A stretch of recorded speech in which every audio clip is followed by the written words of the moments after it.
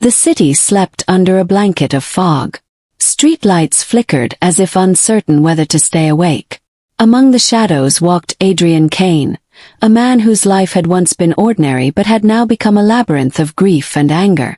2 years ago, his sister, Lila, had been brutally murdered. The police had done nothing, another case buried under bureaucracy. Adrian had watched the world move on while he carried the weight of injustice. Tonight, however, the fire inside him had a purpose. He would no longer be a silent victim. The streets whispered secrets, and Adrian was listening. He had made a list of everyone involved, directly or indirectly, in Lila's death. One by one he would make them. The first strike. Adrian started small, observing his targets.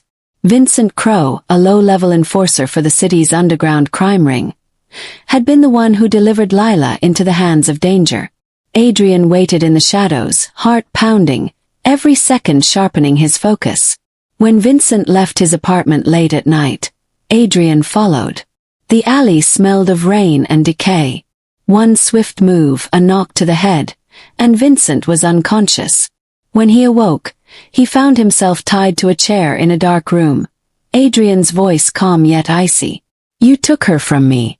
And now, you will answer." Fear had never looked so real on someone's face. Adrian didn't kill him yet. He wanted the terror to linger, to let Vincent feel what Lila must have felt. The revenge was not just physical, it was psychological. Adrian started sending cryptic messages to his enemies, planting seeds of paranoia. Friends turned into suspects, partners into traitors. Meanwhile, the city began whispering about a mysterious vigilante. Some called him a hero, others a monster. Adrian didn't care. Every sleepless night brought him closer to the final act. Yet, with each step into darkness, Adrian felt a shadow growing within himself. His reflection in the mirror seemed almost a stranger. Was he avenging his sister, or was he becoming the very thing he despised? The web tightens. Adrian discovered that the murder wasn't random. Lila had stumbled upon something dangerous, a conspiracy linking powerful city figures to the criminal underworld. Names he hadn't expected surfaced. Politicians, businessmen, even law enforcement. This revelation changed everything. His mission was no longer just revenge. It was exposing the rot in the heart of the city.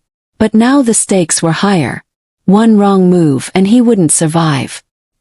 He used his skills to infiltrate offices, hack emails, and gather evidence. The tension built like a coiled spring. Every night was a chess game, and Adrian intended to checkmate them. The betrayal.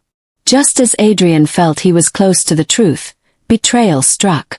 Someone he trusted, his closest friend Marcus, was working for the same people who killed Lila.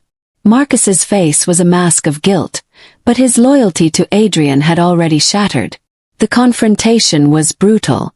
Words cut sharper than knives. "You think you know vengeance. You're blind to the real game." Adrian realized that the web was bigger than he had imagined. He had to be smarter, faster, and colder than ever. The city was a stage, and tonight the final act would begin. In the heart of the city, atop an abandoned skyscraper, Adrian faced the mastermind, Victor Blackwood, a man whose power and corruption had taken Lila's life. The wind howled, echoing the storm raging inside Adrian. Words were unnecessary. Years of grief, anger, and pain collided in a silent understanding. There could only be one survivor. The fight was relentless. Every punch, every struggle, was fueled by loss. But when Victor fell, defeated and broken, Adrian stood over him, breathing heavily, bloodied but alive. "This is for Lila," he whispered. Victor's empire would crumble. The city would know justice, even if it was served by one man's wrath. The aftermath. The city slowly healed, but Adrian didn't return to the shadows immediately. He visited Lila's grave, speaking softly as tears traced his cheeks. "I promised you justice. I kept that promise." He walked away, leaving the past behind, but not completely. The shadows of vengeance would always linger in him, a reminder of what he had endured and what he had become. And somewhere in the city, whispers of a vigilante continued, warning those who believed they were untouchable. Justice may sleep, but it never dies.